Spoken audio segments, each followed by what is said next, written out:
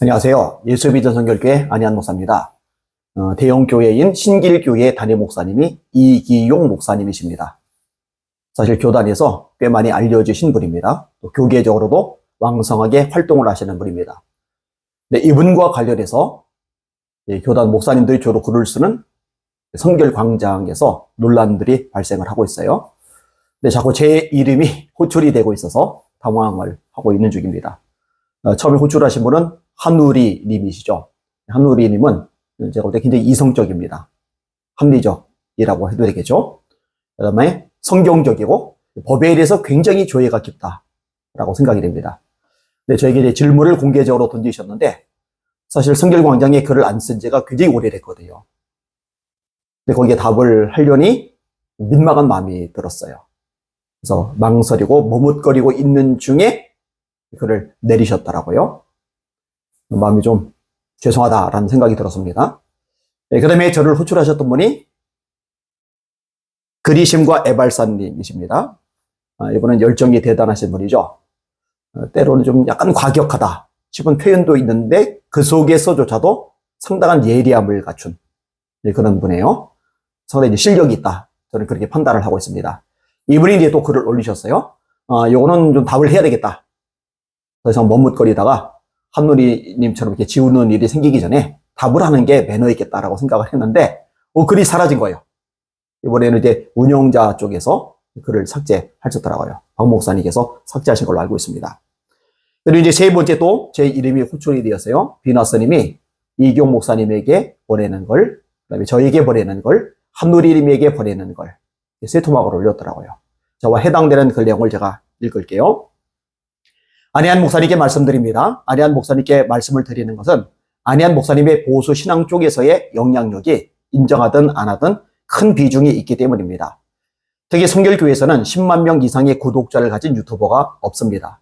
안 목사님이 독보적이십니다. 그만큼 영향력이 있습니다.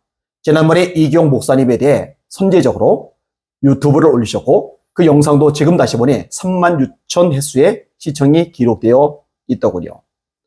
그런데 댓글에는 부정적인 댓글이 거의 일색이더군요. 그리심과 애발사님이 관련하여 안 목사님께 질문을 하셨다가 답변이 없으셔서 질문을 내리셨었죠.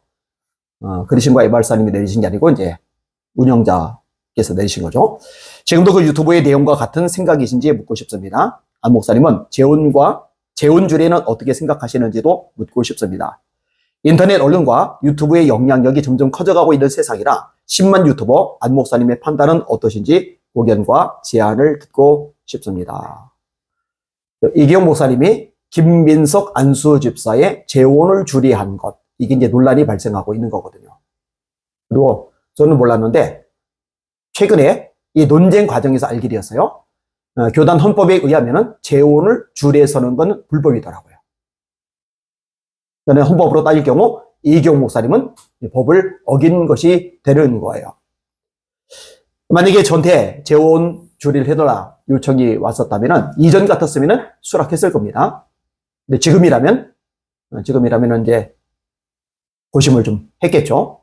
성도를 위해서는 재혼 주례 해주고 싶은 마음이 있을 것이고 또 교단법을 따르려면 수락하지 않아야 할 것이고 아마 고민거리가 꽤 됐을 거라고 생각이 되어집니다.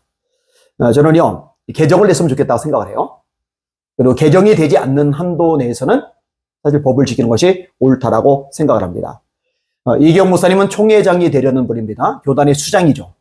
그리고 교단의 수장으로서 법을 지키는 것은 당연한 일이라고 생각을 합니다. 아마 주례를 서신 것은 둘 중에 하나이겠죠. 선한 의도. 또 하나는 법에 대해서 인지하지 못한 것. 그렇죠. 근데 이제는 아실 거예요. 법을 어겼다는 거. 그렇다면은 그냥 요거는 유야무야 넘어갈 일이 아니라 공개적으로 사과할 필요가 있다고 생각을 합니다.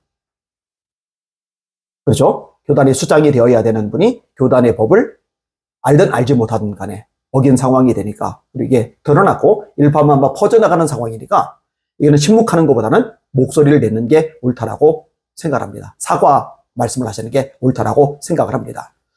그리고 이제 김민석 의원과 관련된 부분들은 제가 다룰 겁니다. 그 다음에 제가 그때 영상에서 이기용 목사님을 다룬 거는 이기용 목사님이 공산주의를 좋다라고 말한 게 아닌데 마치 공산주의를 좋다라고 말한 것처럼 오해가 될 여지가 있어서 그런 부분은 바로 잡는 게 필요하다고 생각했던 거예요. 그런데 김민석 의원, 김민석 안수집사 그분을 청년집회, 청소집회 자꾸 세우는 거에 대해서는 제가 볼 때 문제가 있습니다.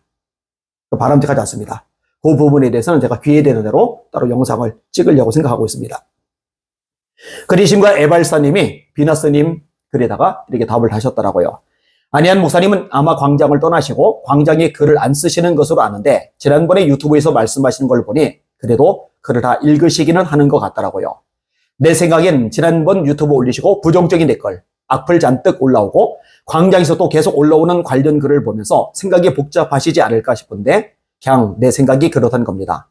아마 내 예생엔 안희안 목사님 케이스도 답변 난망일 듯 하외다. 그래도 혹시 하는 마음 나도 한번 가져보긴 하렵니다. 예. 김민석 의원 관련해서는 제가 이야기를 하도록 하겠습니다. 하여튼 우리 교단을 사랑하기 때문에 이런저런 목소리를 내고 있는 것 저는 바람직하다고 생각을 합니다. 우리 교단이 말씀 위에 잘 세워지기를 원합니다. 특별히 총회장 선거, 엄밀히 말하면 부총회장 선거죠. 부총회장이 총회장이 되는 거니까 결론적으로는 총회장 선거이고요. 이 총회장 선거가 과열되지 않았으면 하는 마음이 간절합니다. 특별히 금권 선거는 안 됩니다. 저는 죄라고 생각을 하기 때문입니다. 깨끗한 우리 교단의 이름에 걸맞는 성결한 선거가 되기를 소망합니다. 날마다 주님 바라보고 주님의 이름으로 전진하며 승리합시다. 할렐루야.